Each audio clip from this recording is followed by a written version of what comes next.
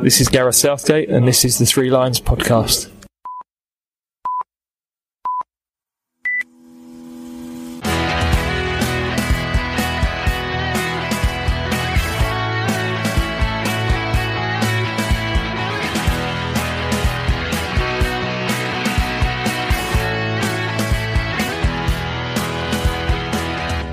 Hello and welcome to the Three Lions podcast. My name is Russell Osborne and this is an independent England football supporters podcast that aims to look at all aspects of our national team. And this episode, it's the turn of Sarina Wiegman's Lionesses. I'll be joined by Rich Laverty later in the show, but first I'd like to introduce you to the Arnold Clark Cup. A brand new international football tournament is on the horizon. The all-new Arnold Clark Cup will bring together England, Germany, Spain and Canada and feature the world's biggest players playing in top venues from the 17th to the 23rd of February. For one prize, the Arnold Clark Cup. See the action live at the Riverside Stadium, Carrow Road and Molineux. Buy your tickets today. You won't want to miss it. Book now at arnoldclarkcup.com. Well, there you are. Before we crack on, let me just remind you about the podcast. It can be found on all the usual social media channels, Twitter, Facebook, Instagram, just search Three Lions Podcast. And all previous episodes, well, they can be found at your podcast provider of choice. They're all there. All feel-good, wholesome England content. Now, since 2016, the Lionesses have participated in the She Believes Cup, an invitational round-robin tournament held in the United States late February, early March time. And they've done okay over the years, with 3 third places, 1 second place, and there was that victory in 2019. Over the years, similar women's competitions have also been played at a similar time. There was the Cyprus Cup, there's the Algarve Cup, the Turkish Women's Cup. Now the FA, well, they've decided to hop onto this idea with the Arnold Clark Cup, a 4-team invitational tournament to be held around England from the 17th to the 23rd of February. And for those that don't know, Arnold Clark, well, it's a European car dealership. Now, the 3 other invited teams, well, they are Germany, Canada and Spain. And those games are going to be played across 3 different English cities. There's going to be 2 fixtures per match day played at the same venue. And these are Thursday the 17th of February. There's Germany versus Spain at Middlesbrough's Riverside Stadium. Kick-off 2:30. Then at 7:30 that same day, same venue, the Lionesses play Canada. Sunday the 20th, at Norwich City's Carrow Road at 3:15, the Lionesses face Spain, with Canada meeting Germany later on at 8:15. Then finally, Wednesday the 23rd at Wolves Molineux Stadium, Spain play Canada at 2:30 and the Lionesses playing Germany at 7:30 in the evening. Tickets, well, they're available through the FA or through the Arnold Clark website. I've got one for the Spain game at Norwich, which should be good. But if you are unable to go, all the games, well, they're apparently going to be shown on ITV or probably ITV4 as well. Now, as it's a round-robin tournament, 3 points will be awarded for a win, 1 for a draw, and obviously nothing for a loss. If it's a tie at the top come the end of the tournament, goal difference is going to determine the winners. Now, with regards to the stadiums used, the Riverside at Middlesbrough, well, that's only hosted the women once before, back in 2019, when Brazil won 2-1 in a friendly. That was shortly after the France World Cup when Phil Neville was in charge, and the Lionesses were on what could be called as a bit of a come down and stuck in a bit of a rut with regards to results. Carrow Road has hosted 3 times before. First in 2000, in a 2001 European Championships qualifier, when Norway came away with all 3 points in a 3-0 win. And in 2002, in a friendly against 10-woman Nigeria, the girls lost by a 1-0. Norwich hadn't been a happy hunting ground for the girls until March 2006, again in a friendly, and they beat Iceland 1-0, thanks to a second-half Karen Carney goal. Molineux, Wolverhampton, has never hosted an England senior women's international, so that's going to be a first. And on a side note, none of these venues will be used during the European Championships later in the year. Now, with regards to our opponents, the Lionesses' record against them all is a little mixed, to say the least. So let's start with Canada, our first opponents. Since 1995, we've met them 14 times, winning 7 and losing 7. No draws between the pair. Probably the most significant being the 2015 Women's World Cup quarter-finals. You may remember Jodie Taylor and Lucy Bronze putting us 2-0 up in the first 15 minutes. And we were also successful over them in the 1995 World Cup, held in Sweden, where in the group stages we were 3-2 winners, thanks to 2 goals from Jill Coulthard and 1 from Marianne Spacey. Although in a friendly tournament with Canada and the USA in 2003, we played the Canadians twice in the space of 3 days, and we lost them both 4-0. And the last time we met was in 2021 in a friendly at Stoke, where we lost 2-0. Spain, like Canada, we've played on 14 occasions, winning 6, drawing 5 and losing 3. And we last played them in the 2020 She Believes Cup, losing by a 0-0. But we did beat them 2-0 in the group stages in the 2017 European Championships, held in the Netherlands. And we've actually met them on numerous occasions in European Championship qualifying over the years, with the first meeting back in 1993. Germany, though, are a team we've struggled against, and that's putting it mildly. Now, we were due to play them away in Wiesbaden in October 2020, but that was cancelled due to a COVID outbreak. But over the years, the two sides have met 26 times. Germany, amazingly winning 21 of those. 4 have been draws, and there has only been the one Lionesses win. And it was back in the 2015 Canadian World Cup in the 3rd place playoff match. A Farrell Williams extra time penalty ensured that England finished 3rd. But before that, there had been some dismal results against Die Nationalelf, losing 6-2 in 2009, 5-1 in 2006, and there was an entertaining 4-6 defeat back in 1997 in a friendly at Preston's Deepdale. So it would be really good if the Lionesses could add to that one victory over Germany with this game at Molineux. Now, on the same match dates that we entertain Canada, Spain and Germany, the She Believes Cup in the States takes place, with America hosting New Zealand, Czech Republic and Iceland. And it could be said that the standard of opponents has gone down there. I can't see anyone taking the trophy from the US women. There will be no Cyprus Cup this year. Like 2021, it has been cancelled due to COVID-19.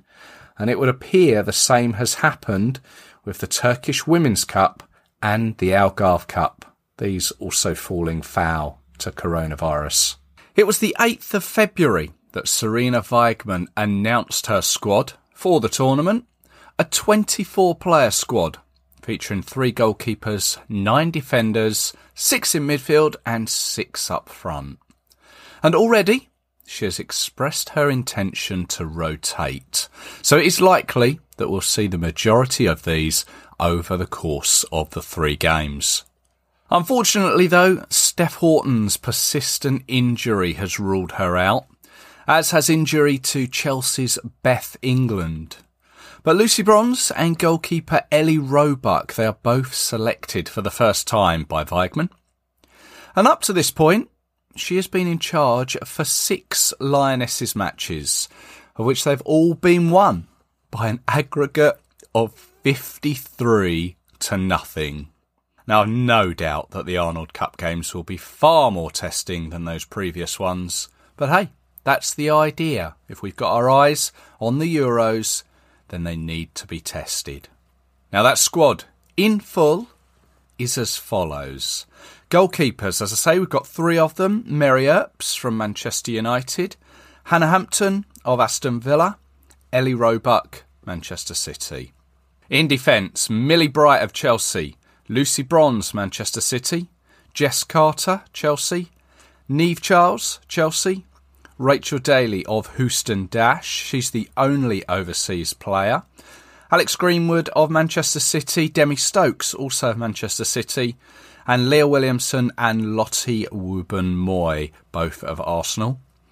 Midfielders, Fran Kirby of Chelsea, Jordan Nobbs of Arsenal, Jill Scott, she's at Aston Villa at the moment, although she is on loan from Manchester City. Georgia Stanway and Kira Walsh, again, both from Manchester City. And from Manchester United is Katie Zelem.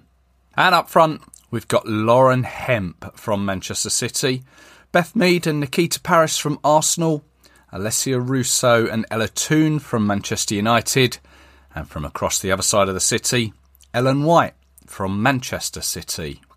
Now, the oldest player in the squad, and indeed the most capped one, is of course Jill Scott. Katie Zelem has only got 1 cap to her name, was the last game of last year. That was against Latvia. The youngest player in the team is Lauren Hemp, aged 21. Of course, Ellen White is the top goal scorer, 48 goals to her name. Now, it is a squad with an average age of 26, and it has 888 caps across it. There's 171 goals. As I say, Ellen White has got the majority of those. But I'm sure there are a few that have missed out, a few names that perhaps should be there, maybe, going forward. I'm sure we'll cover that with Rich Laverty.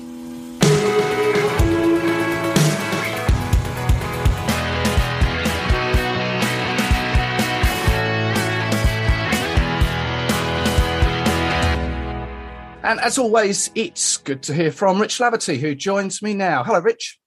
Hi, mate. Okay. Yes, very well, thank you. So we've just heard the squad there that Sarina announced a little while back. What's your take on it? Pretty standard. There weren't any huge shocks for me. I know people always want some kind of revolution when it comes to a squad announcement. The players that sort of returned weren't a huge surprise. Ellie Roebuck, Lucy Bronze, Leah Williamson, obviously back playing now. So, yeah, I think, bar maybe 1 or 2 that may come back from injury between now and July. Obviously, Steph Horton, for example. Chloe Kelly, another one. Obviously, she's been a bit more long-term.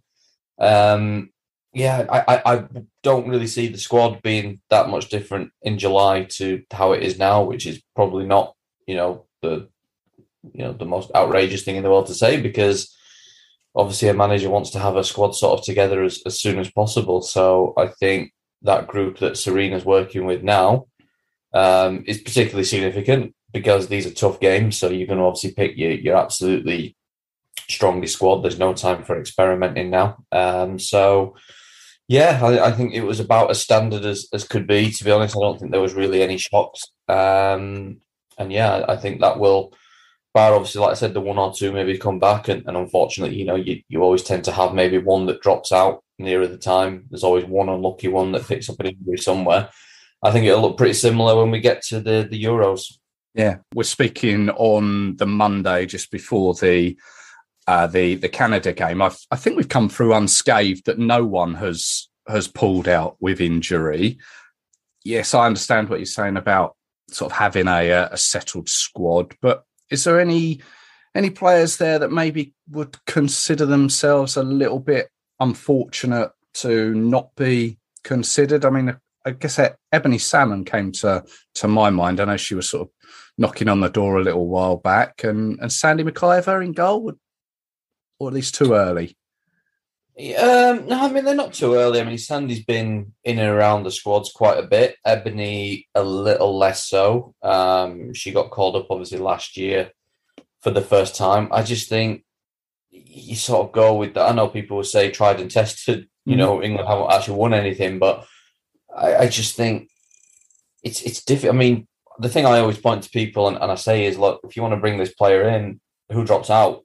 And you look at the forward players, the out-and-out number nines that Ebony Salmon is. You've got Ellen White, who's going to be in there, and particularly when it gets to tournaments. She's been, I think, one top scorer or one of the top scorers in the last two international tournaments. And then obviously, you've got your Beth Mead, your Lauren Hemps, your Toons, your Russos. Obviously, Kelly's out, and you look at them and go, well, who's going to drop out? Same in goal. Mary Earps is playing very, very well. Ellie Roebuck was always going to come back in. She's established herself as one of the top goalkeepers. And you probably say Hannah Hampton at the minute slightly more deserving than McKeever. Everton obviously having a difficult season. That's not necessarily down to her. So it's tough because, the thing we always say is you can only pick 23 players when it comes to, I think there's 24 in this one, but obviously for the Euros, 23. So, yeah, it's hard. I think with Ebony as well, obviously, she's not played a huge amount lately with the NWSL season having finished. I know that goes for Rachel Daly as well, but I think that's a slightly different situation in that she's much more sort of, embedded in the squad, a lot more experience, brings that versatility. And to be fair, I'm not against Ebony and Sandy being with the 23 squad. I'm delighted that the 23 squad's come back because I think it sort of plugs a real gap between the 19s and the first team, because there's a lot of players that come out of the 19s that aren't necessarily ready to go straight into the first team. So it at least it means on this camp that Ebony and Sandy and many others are still getting international football. So, there's a few that are knocking about that are doing well, that have had patches of form, but it's hard, international football, these managers, look at Canada's squad, Germany's squad, Spain's squad, they're all very similar to what you'd expect, and once you have that kind of 23, managers generally are reluctant to throw too many new players in because you're so close to a major tournament. Yeah. Well, you mentioned the opponents there. I have to be honest, I don't know a huge amount about each one, but let's just quickly go through each one. I mean, starting with Canada, obviously they're not going to be in this year's Euros, obviously. But by chance, Germany and Spain, they've been drawn together in Group B of this year's Euros. But Canada, we know with Bev Priestman, who was former assistant to Phil Neville when he was in charge. She's in charge of the Canadian side. And Canada are first up. What are your take on Canada? They're always just, and I mean this in such a positive way in terms of the Canada team, but I always hate England-Canada games because they actually tend to be quite dull. But that is because Canada are so good at sort of what they do. They don't go out and score a ton of goals, but they're so defensively resolute. Obviously, you've got players like Khadijah Buchanan and Ashley Lawrence and whatnot back there. Vanessa Giles as well, who's just joined Angel City, is a very, very good defender. So they're very solid. They're very resolute. And, they're never, I think, the last couple of games between England and Canada have been like 1-0 or 1-1 or something like that. So it'll be tough. I mean, they're in a slightly different situation. And I spoke to Bev about this on a media call last week, in that obviously a lot of their players are out of season in terms of the NWSL. They do have a lot of European players, to be fair. They've actually got quite a few based in England, but also, like you said, they're not in the European Championship, so their sort of objectives for this tournament are slightly different. I think for them it's about, where are they at ahead of the World Cup next year? Whereas the other three teams are absolutely, going full steam ahead, preparing for a major tournament. So Canada probably come into it thinking, maybe they'll not be the whipping boys, obviously, because they're the Olympic gold medalists, but they're maybe not going to be at the same stage as the other teams, but they will be very, very hard to beat because they always are. And, people always say, don't they, defence wins tournaments. And I think that's what won Canada the gold medal at Tokyo. So that'll be tough. It'll be a tough game and a good first test. Yeah, no, interesting. And I guess as well, with you saying that about England-Canada games, I guess from your perspective, it's good to get that one out the way first. Yeah, I mean, it's like I said, it's a positive thing in terms of how they get results, but there's just a history that they don't tend to always be the most sort of open games in the world. I'd expect it to be pretty close. It'll probably be 3-3 now, but. Well, next up is Spain that's going to be at Carrow Road, Norwich. The one player I was aware of, is it Ona Battle, plays for Manchester United, is Spanish and was likely to play.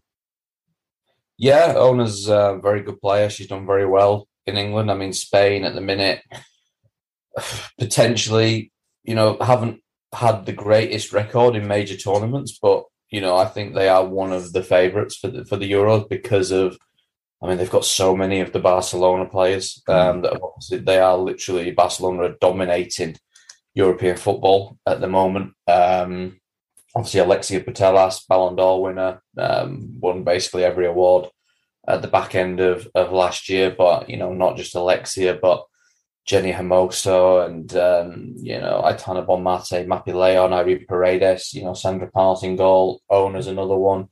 They're just absolutely stacked with quality throughout. It's a little bit of a shame that probably the most exciting game from an English point of view is out in Norwich, which, like we touched upon off record, not the most accessible place in the world for large parts of the country. But no, I think that'll be a really exciting match, the Spain game, and I think that will potentially be the toughest test because I genuinely look at their team and I don't really see where they have a weak area. Okay. And then the final game being played up at Wolverhampton at Molineux is against Germany. And I seem to remember you saying in the past, Germany are, I don't know, in a transitional phase, that they're sort of up and coming, but just not there yet. Yeah, they've been a little bit sort of like that, but I mean, they've got such an extremely talented squad, but it is still kind of, there's a lot of young players in there that haven't had a huge amount of major tournament experience, but that's not always necessarily a bad thing, that they play without that fear. And, you would be, I think we all know, don't we, whether we've watched England men or England women, you can never discount the Germans. You don't hear of them for 4 years and then they rock up at a major tournament and suddenly they go into tournament mode. It's a little bit of a shame with Germany. They've actually got a few, there's a couple of key players missing across, quite a few. Obviously, Christine Sinclair's out for Canada, which is a shame. But Germany, Marajan, obviously one of their key players at Lyon is injured. Melanie Leopolds at Chelsea, she's out. There's a couple more as well, but it's still a really exciting squad because there's names in there that maybe are not overly familiar to sort of your casual women's football fans who don't watch a lot of European football. But I mean, Lena Oberdorf, the 20-year-old defender / midfielder at Wolfsburg, is an unbelievable talent. Leah Schuller, fantastic striker at Bayern Munich. Julia Vins back in the squad now after injury. She's only 22. Clara Bull's another one, 21, again at Bayern Munich. And even Brand, at 19 years old at Hoffenheim, she's just literally signed for Wolfsburg this morning. Right. So there's an incredible amount of exciting young talent in the Germany squad, and maybe the Euros might be a tournament too early for that group. But I think they are definitely building towards something quite exciting. And I think this is a real good opportunity for many of their young players to go up against, 3 top national teams. But I think that, again, that against England, but also Germany versus Spain, will be 2, I think, very exciting matches. Yeah. And I'm guessing as well that Germany and Spain will be using this tournament as a little sort of look around for later on in the year for the Euros. I'm guessing that they're probably going to be using the same base wherever they may be, just to sort of get that familiarity around them. Yeah, I mean, like you say, they play each other at the Euros.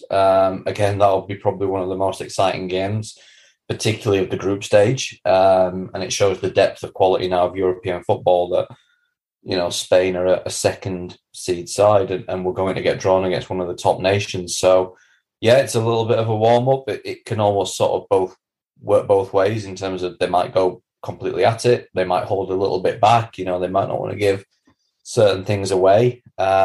It's interesting from England's point of view as well, because assuming England win their group, which they should at the Euros, because they've been given a pretty favourable draw, to be honest. They will probably play one of Germany or Spain in the second round, because if England won the group, they would play the second place team in that group. And it would, Denmark are in that group as well and are capable, but it would be somewhat of a surprise if Spain and Germany weren't the top two in one order or another. So it's almost good prep for England, because, it's almost cruel in a way that you could win your group and end up with Spain or Germany straight away in the second round. But, that again is European football now. So I think it's a good warm-up for all of them, because there's a good chance that obviously, two of them are going to face each other in the summer, but the other one might as well. So it will be interesting to see how they approach it. Do they go all out, or might they, go all out against Canada maybe, and then, when they play each other, sort of hold something back a little bit? Yeah. Well, obviously, I'm sure Sarina Wiegman would love to win this tournament, but realistically, what would she be looking to get out of these games? Yeah, I think it's preparation at the end of the day, and the schedule that the minute has, and it's the same for everybody. It's the same for Spain, it's the same for Germany, but I think we talked about this last time, in that you don't ordinarily prepare for a tournament with a qualification campaign, because obviously at the moment and back end of last year, every team was basically just playing qualification games for 2023, because the tournament's now only a year apart because the Euros got postponed. So usually, obviously, the Euros would have been last year, they'd be out of the way, and then you've just got your qualifiers. So, playing Latvia, Luxembourg, North Macedonia, it's not the sort of ideal preparation for a major tournament, because they're not the teams you're going to be playing, and they're not the teams that you mark yourself up against. So I think it was crucial that they got these games for England, for Spain, and for Germany. So, yeah, I think for Sarina particularly, as obviously someone that's only come in recently, she needs to see where her team is at against the top sides and see where all the players are at. So I'd expect quite a bit of rotation, I think, for all the nations. I think you'll see all 20, 24 players used at some point, which obviously wouldn't happen across a 3-game group stage at the Euro. So it's a little bit different from that respect. But I think that, I think for Sarina, the main part is just to actually finally see where her team stacks up against some of the best teams in Europe, because she hasn't had an opportunity to do that yet. I see. Yeah. It's going to be a busy, what's it? Is it a week-long tournament, I think? Busy time for you. I know you're going to be out and about at each of the games, so you're obviously looking forward to them. Yeah, doing the grand tour of the country. Obviously, the international break means I've got a little bit of time away from Sheffield United. So, going down to all the games. I'm looking forward to it. There's some games I'm looking forward to more than others, but they're all good games in their own right. Spain v Germany being sort of first up on the first match day is very exciting. And then, seeing England take those two on as well. I think a lot of the attention will be around those matches in terms of the Euro preparation. Not to disrespect Canada, but it'll be good. Be nice to get out to some games and watch some what hopefully I think will be high quality international football. Yeah, looking forward to it. Well, maybe we can catch up come the end of the tournament and just maybe recap it all and hear your thoughts on that. Yeah, not a problem. Rich, thank you very much as always, and we'll speak again. Thanks, mate.